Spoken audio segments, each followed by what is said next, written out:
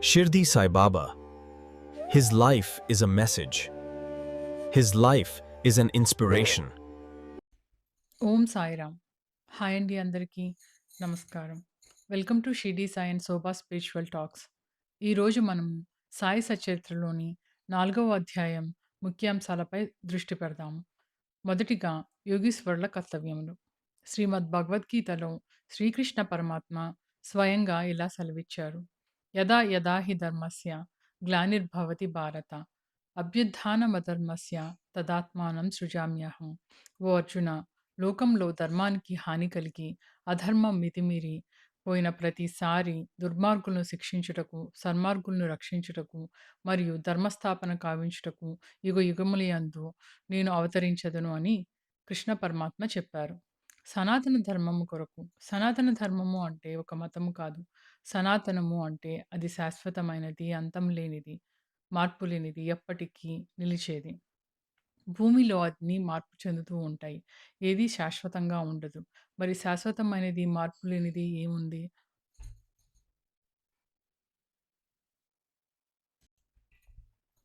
అది బ్రహ్మమే సత్యము. అహం బ్రహ్మాస్మి అని తెలుసుకోవటం. ఈ భూమి మీదకు ఎందుకు పుట్టాము? నీవు ఎవరవు? నిన్ను నీవు తెలుసుకొని పరమపదానికి చేరుకోవటమే సనాతన ధర్మము.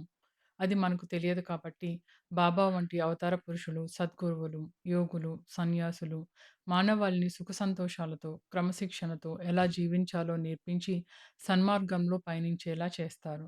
ప్రజలు మత గురువులను గౌరవించక అవమానించినప్పుడు, వేరు వేరు మతముల వారు తమలో తాము కలహించుకుంటున్నప్పుడు, ప్రజలు నిషిద్ధ ఆహారములు, మద్యపానములకు అలవాటు పడినప్పుడు, మత గురువులు వారు తమలో తాము కలహించుకుంటున్నప్పుడు, ప్రజలు ధనాధార సంతానములే జీవిత పరమార్థంగా భావించి మోక్ష మార్గమును మరిచినప్పుడు, అవతార పురుషులు, యోగీశ్వరులు ఉద్భవించి వారి బోధనల చేతను, ఆచరణల చేతను ప్రజలను సవ్య మార్గంలో పెట్టటే వారి కర్తవ్య కర్మ.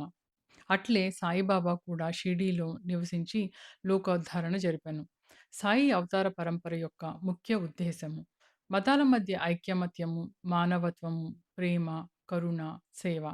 హిందూ ధర్మశాస్త్ర ప్రకారము అధర్మం పెరిగిపోయినప్పుడు ధర్మాన్ని కాపాడటానికి భగవంతుడు మనుష్య రూపంలో జన్మించడాన్ని అవతారము అంటారు.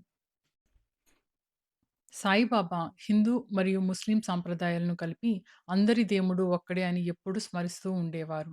అన్ని మతాలకు మూలము ప్రేమ, కరుణ, మానవత్వము అని బోధించారు. ఆయన ఎవరిని వారి సొంత మతాన్ని విడిచిపెట్టమని కోరలేదు. బదులుగా హిందువులను మంచి హిందువులుగా, ముస్లింలను మంచి ముస్లింలుగా, అలానే క్రైస్తవులను మంచి క్రైస్తవుడిగా ఉండమని ప్రోత్సహించేవారు. వారు వేరు వేరు మతాలను పోల్చి విశ్లేషించటం కంటే వాటి మధ్య ఉన్న సాధారణ ఆధ్యాత్మిక ఐక్యతను ప్రజలు గ్రహించేలా చేశారు. ఆధ్యాత్మికత అంటే నిన్ను నువ్వు తెలుసుకోవటం. దీనివలన నువ్వు అంతర్గత శాంతిని, సంతృప్తిని మరియు సంపూర్ణత్వంను కలుగుతుంది అని తెలియజెప్పారు. సద్గురువులు మన మనసు నుండి శుద్ధి చేయటానికి వస్తారు. బాబా అన్ని మతాలను ఆదరించేవారు. బాబా విలాసవంతమైన జీవనానికి దూరంగా సాదాసీదాగా భక్తులతో కలిసి జీవించేవారు. ప్రతిరోజు దక్షిణ రూపంలో వచ్చే వేలాది రూపాయలను అదే రోజున బీదలకు పంచేవారు. పగలంతా ఎంత పెద్ద మొత్తం సొమ్ము వచ్చినా రాత్రికి బికారిగా మిగిలేవారు. చివరకు ఆయన సమాధి చెందిన రోజున ఆయన దగ్గర కేవలం 9 నాణ్యాలు మాత్రమే ఉన్నాయి. షిరిడీ సాయిబాబా భౌతిక రూపం ఒక యోగి లేదా ఫకీరు వలె అత్యంత సాదాసీదంగా ఉండేది.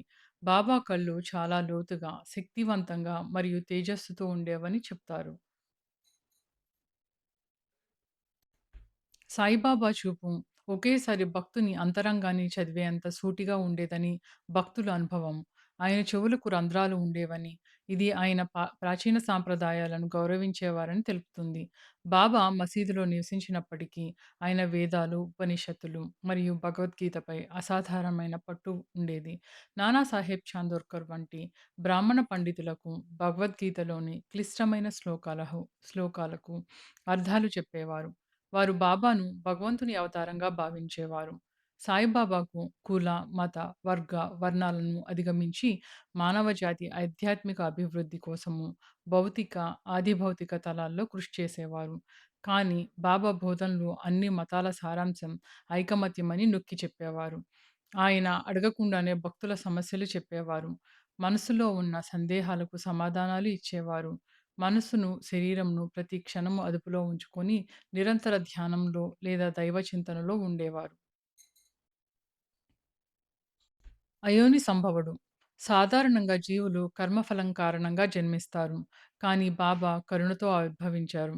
అందుకే ఆయనను అయోని సంభవుడు, గర్భవాసం లేకుండా జన్మించాడని, ఆయన పుట్టుక ఒక రహస్యము. అది దైవ సంకల్పము.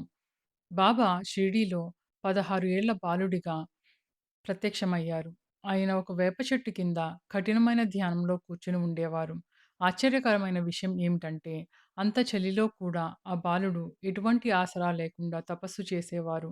అక్కడ గ్రామస్తులు ఆ బాలుడి దైవిక శక్తిని గుర్తించి, ఆ బాలుని గౌరవించటం ప్రారంభించారు. ఆ బాలుడు ఎండనక, వాననక అంతటి కఠిన తపస్సును ఆచరించి సమాధిలో మునుగుట చూసిన గ్రామస్తులు అప్పటికే ఆయనను జ్ఞానిగా గుర్తించిరి. ఒకరోజు ఖండోబా అని ఆవేశించిన వ్యక్తి ద్వారా ఆ స్థలం యొక్క గొప్పతనం తెలిసింది. అక్కడ తవ్వగా 4 ఇటుకలు, ఒక వెడల్పైన రాయి ఒకటి కనిపించెను. ఆ బండను తొలగించగా కిందొక సందు, అచ్చట 4 దీపములు వెలుగుచుండెను. ఆ సొరంగము ద్వారా ముందుకు పోగా కర్రబల్లలు, జపమాలలు కనిపించెను. అప్పుడు ఆ బాలుడు అది తన గురువుగారి సమాధి స్థలమని, నేను అక్కడ 12 సంవత్సరములు తపస్సు చేశానని చెప్పారు. 4 సంవత్సరాల బాలుడు ఎలా తపస్సు చేస్తాడని అందరూ ఆశ్చర్యపోయారు. ఆ తర్వాత దానిని మూసివేయమని చెప్పారు. వెంటనే దానిని ఎప్పటివలే మూసివేసిరి. దాసగను ప్రయాగ స్నానం. దాసగణుకు ప్రయాగ పోయి అచట సంగమంలో స్నానం చేయదలిచెను. బాబా వద్దకు వెళ్ళగా, బాబా ప్రేమతో అంత దూరం పోవలసిన అవసరం లేదు. మన ప్రయాగ ఇచ్చటనే కలదు. నా మాటలు యందు విశ్వసింపుము అని అన్నారు. ఆశ్చర్యకరమైన వింత ఏమిటి అంటే, దాసగను శిరస్సును బాబా పాదములపై నుంచిన వెంటనే, బాబా 2 పాదముల బొటనవేళ్ల నుండి గంగా యమునలు జలములుగా కాలువలుగా పారెను.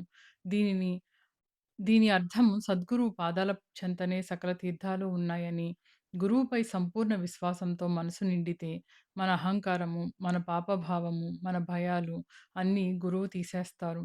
పంచభూతాలు బాబా ఆజ్ఞకు లోబడి పనిచేస్తాయి అని ఈ సంఘటన నిరూపించింది. గురు సన్నిధిలోనే ముక్తి లభిస్తుంది అని కూడా తెలియజేస్తుంది. క్షీరసాగర్ కథ. క్షీరసాగర్ కథ ద్వారా భక్తిలో ఏకాగ్రత మరియు గురువుపై నమ్మకము ఎంత ముఖ్యమో ఈ క్రింది మాటల్లో అర్థం చేసుకోవచ్చు. భగవంతరావు క్షీరసాగర్ తండ్రి విఠోబా భక్తుడు.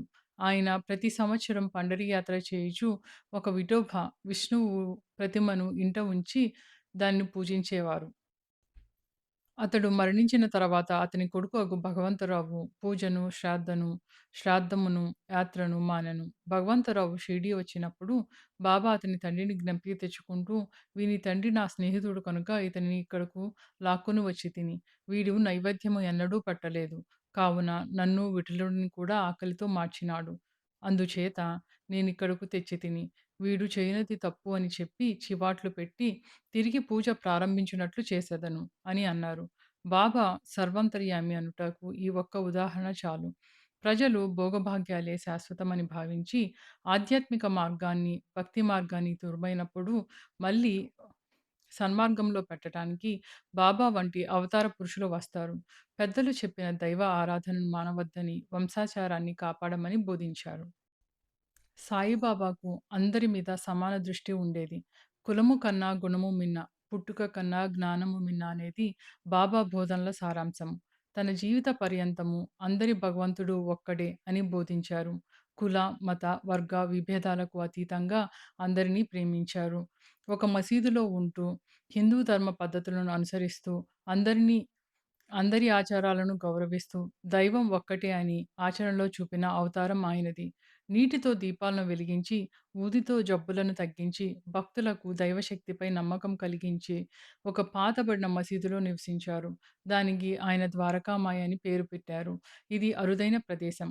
ఎందుకంటే ఒక మసీదులో హిందూ సాంప్రదాయం ప్రకారం పవిత్ర అగ్నిహోత్రం నిరంతరము వెలిగేది. అక్కడే ఖురాను పఠనం జరిగేది.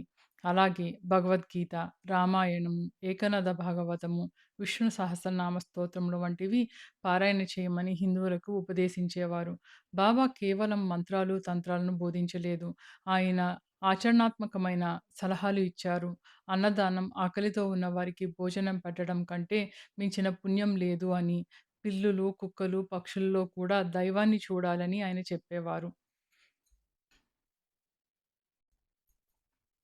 ఆయన పళ్ళెంలోని ఆహారం పిల్లులు, కుక్కలు, పక్షులు యథేచ్ఛగా తినేవి.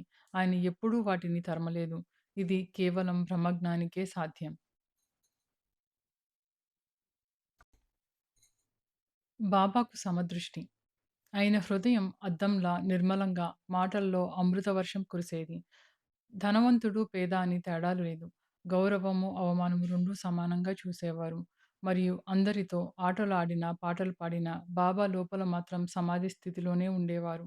ఉదాహరణకు మనము మన మన లైఫ్‌లో సమదృష్టిని ఎలా అలవాటు చేసుకోవాలో ఈ స్టోరీ నుంచి తెలుసుకుందాం.